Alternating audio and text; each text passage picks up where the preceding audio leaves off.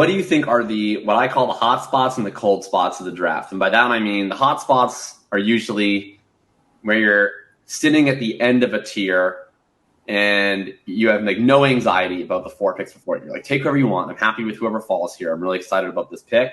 Versus the cold spots of the draft where you're like, oh my God, if everybody takes according to ADP, I'm going to get stuck with this guy who's just not any better than any of the years after him. I think the hot spot for me is the middle of the first round. I really like the players that we can get in the middle of round 1. And then I really like the players you can get kind of at the round 2, 3 turn. Those are my hot spots. The cold spot is definitely the most of the second round. The second round has got all these guys like Jonathan Mingo that I just couldn't possibly even have an ounce of interest in drafting. And they're just stacked there. They're just like one after another, after another, after another. And I'm just like, oh man, like I haven't had any rookie drafts yet, but once I do, I'm going to be trading out of my second round picks to get third round picks and seconds next year repeatedly. It's going to be. I like the early. I like the mid second, like the 2. So like I think there's like two like Hendon Hooker. Well, no, that's your guy. He's He's literally the mid second. Yeah. Okay. Yeah, he is. Like Rashee Rice. I'm not taking him. Okay, we're doing this bit. I'm gonna take a little bit of Rashee Rice. Okay, just a little bit of Rashee Rice. You believe in Kadarius Toney and Sky Moore, and you're gonna take Rashee Rice? I believe. Okay, so I legitimately believe in Kadarius Toney, but I don't believe in his hamstrings. My belief in Sky Moore, let's say it's the Lord has given me its firmest test with Sky Moore, and my faith wanes. No, and then Rashee Rice, like I think, is total butt. But I don't know. You draft him in round 2 then. He's like a second hot spot in the middle of round 2 there for you. I'll put it this way. If I'm going to draft any of these bum-ass wide receivers, like, at least I'll just take the one with Mahomes. I don't even think he's not even considerably more pricey than all these other wide receivers that are bad. But at least if this is the difference between Rice and Mingo for me is like, if I'm wrong about Mingo and he's good, like, it probably won't be that hard to just trade for him. Or I probably just won't even care anyway. Like I heard, like one of the upside comps that I forget who somebody I was talking to might have been Pat Crane. I can't remember. One of the upside comps somebody brought up for Mingo was Michael Pittman, and like obviously that's a massive win if you draft Jonathan Mingo in the early second and he's Michael Pittman. But at the same time, it's like if I miss out on Michael Pittman, my life is fine. Like my life really is fine. You could have traded for him after year 1 anyway. If you didn't, you're surviving. If Rashee Rice is good against all odds, like I don't know, he's with Mahomes. That's a little scary. Like you're not trading for him, right? Once somebody flashes with Patrick Mahomes, then he's untradeable. So you can't get him. So I want like 2 shares. No, I think to me there's like 4 tiers of the draft. There's like the really exciting first 6. Let's just quickly, before you get into the rest of the tiers, I want to talk one more player in this middle of round 2 hotspot that you love. We have Tyjae Spears going at 208, so he's your dude then. I heard he doesn't even have an ACL. That's him, isn't it? Do I have that wrong? Yeah, that's another guy that I'm actually, I want to phrase this so it doesn't sound mean. I'm appreciative of the injury news in the sense that, like, obviously I would rather him, have a long, healthy career uninhibited by such injuries. He's a profile that in a vacuum was one of the few running back profiles that I had no interest in. But now I think people are fading him for like silly reasons, right? Like I don't actually care. ACL's a silly reason? I think it's a silly reason to fade a like mid-round running back. Like, well, we're worried about the longevity of Tyjae Spears' career. Like I'm not worried about the longevity of the career of the running back that I take at the 210.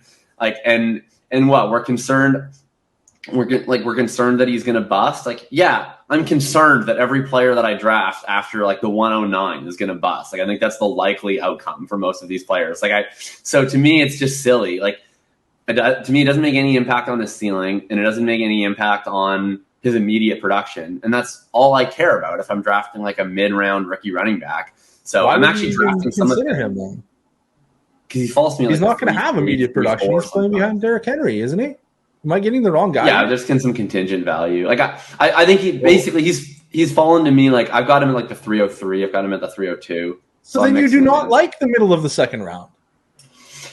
Here's why I like the middle of the second round. Before you interrupted me, I think that there's generally like 5 groups to this draft. So we have like the exciting first 6, right? Like the 106 is a great pick, although it's a little annoying. I just keep getting trolled. All I ever get the 106 is CJ Stroud, which is like fine, but it's the most boring pick on earth. Then you get like this little mini pocket of the wide receivers with pretty good profiles, with Quentin Johnston, Addison, Flowers. Then after that, you get it's like all the bum players that you mentioned, but you also get A-Chain, the 3 top tight ends, Charbonnet, they're going Miller. Before that. They're going after the 3 wide receivers. They're going in from the late first into the mid second. So I like to be at the mid second so that I get the last of these players, right? Like I want to just be collecting whoever falls out of the Miller, Charbonnet, A-Chain, Kincaid, Meyer, Laporta, Mims. I want to collect the last of these players. Okay. There's this, you probably never heard of this. There's this website. It's called bulletproofff.com, and they have ADP right now. And on the ADP, it shows you specifically what the average draft position is of these players.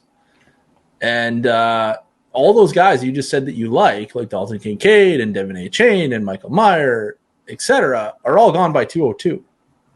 Right. And have you ever considered that ADP follows a normal distribution? It actually does. It's been proven out. Hayden Winks is actually proving this. The ADP follows a normal distribution. So if you want to be able to draft players, you want to be sitting sort of right after where the average draft position of all your favorite players are, and then you're just going to get whichever one of those falls to you. Yeah, like 30% of the time you could get Michael Meyer at 205. Okay, but right on the site. This is the issue. Okay, but this is what you're missing.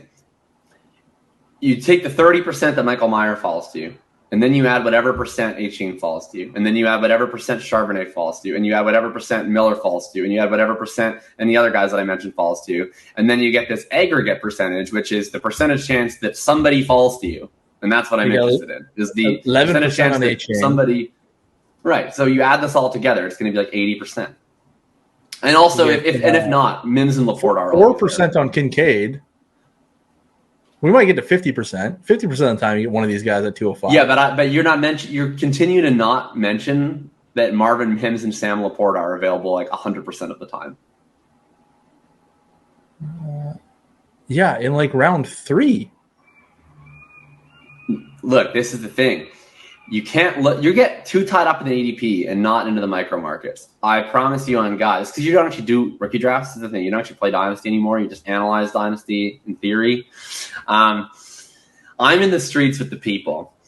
Look, if you go to your home league with the home league bros, you can you're probably looking at a 210 Marvin Mims. But if you go into the Laporta at 208, 20%.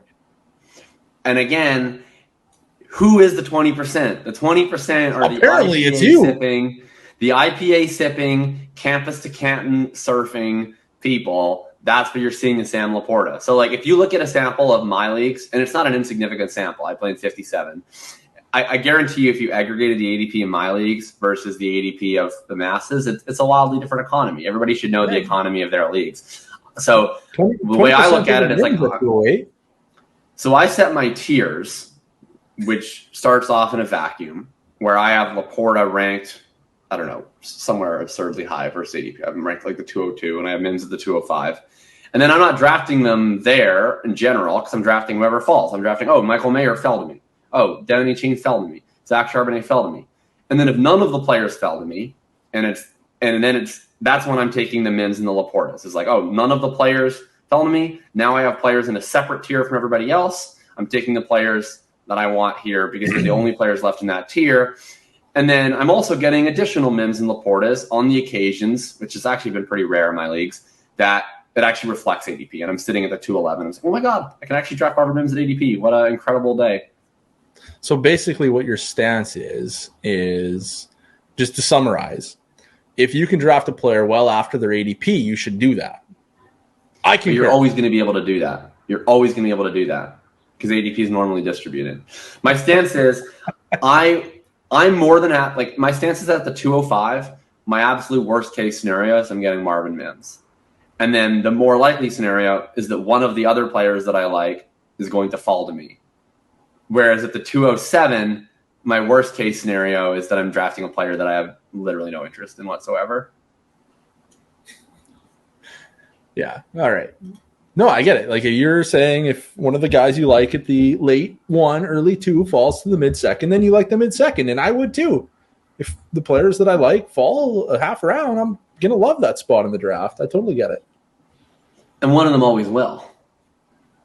Uh-huh.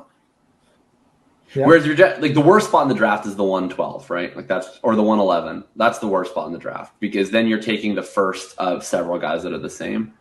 And then I think the second worst spot in the draft is the late 2, unless Mims and Laporte are there, but it just never happens in my leagues. And if you listen to this show, I'm going to guess that it's less likely to happen in your leagues than the masses as well. Because then to me, you're just taking like there's a run of running backs that I think are mostly the same. Again, like Achane, Charbonnet, Miller, the guys I think have a reasonable chance of standalone value. And then you have all the running backs that have a bunch of contingent value. I don't even really agree with how the market prioritizes them. Like Roshan Johnson and Tyjae Spears are usually the first to go. I don't even think they should be the first to go. I'm more interested in Tank Bigsby. I'm probably like the same degree of interest in like Chase Brown and Zach Evans. So that's where I want to be. If I'm picking at like the 111 or the 112, my dream trade is to get like the 205 and honestly like a mid-third is fine with me because I'm probably getting the same level of player at the 2.5 in most cases that I'm getting at the 111, and then I can draft an extra share of Zach Evans or something. And the other fun thing about the third is the tight ends. I would ask if you've done this, but you don't actually play Dynasty. But have you done any of the mid-third Green Bay Packers tight end double taps? That's one of my favorite moves. Is that you take Musgrave and you take Tucker Kraft. For what it's worth, I play in 11 Dynasty leagues. Most of them, though, half of them are Devy now, and most of the Devy drafts happen before the NFL draft. My leagues that draft after the NFL draft have not drafted yet. So I have not double tapped any Green Bay Packers wide receivers at this juncture. Or tight ends, I mean. Tight ends. No, I don't want their wide receiver. I want their tight ends. Yeah, I don't really. Yeah, no, it's going to be a hard pass for me on the wide receivers. I am very interested in one of their. I'm very interested. I believe in both of their tight ends. Right. So that's what I mean. I like both their tight ends. One of them has a really good profile, and the other one is a tight end. Both those reasons are good enough for me. Well, one of their profiles is terrible, but he's athletic. So one of them has a really good profile, and the other one is just an athlete who plays tight end. And both hills are good enough for me. Yeah. Interestingly, just really quickly, what I found when I went through all of my process for tight ends is that being an athlete at tight end is enough as long as you're drafted early enough. Yeah. Yeah. It was kind of funny when I was writing my walkthrough because I was going through all these wide receivers where I was like nitpicking all their crappy little profiles. And I was like, yeah, this person didn't produce. This person didn't produce. This person had this little split and that's all bad, whatever.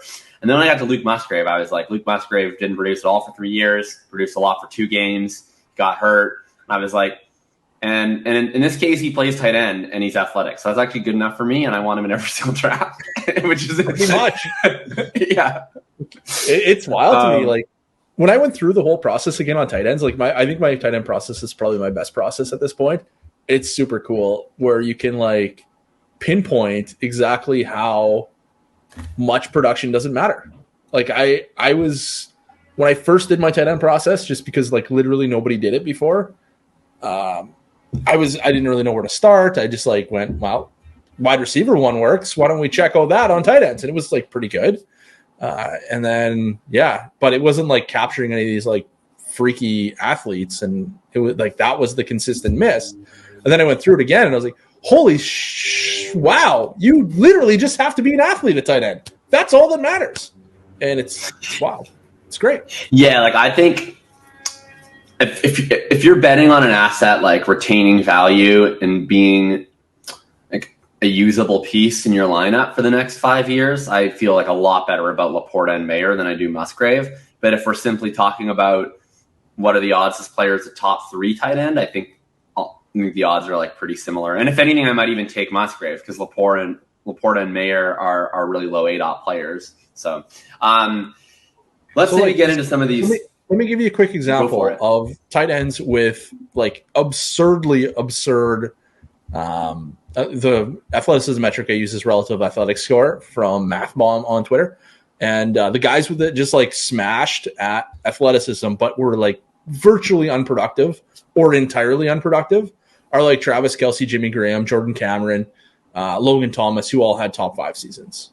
And that's a huge, like, 2 of those guys are like 2 of the best tight ends we've ever seen. And then we got Benjamin Watson, Mike Gesicki, LJ Smith, Kobe Fleener, I don't know who this guy is, Ben Trupe. He's from like 2012 or 2004. I don't know who that is. But like none of these guys were productive in college to any standard that we would normally look for from, say, a wide receiver. And it's just fantastic. You love it.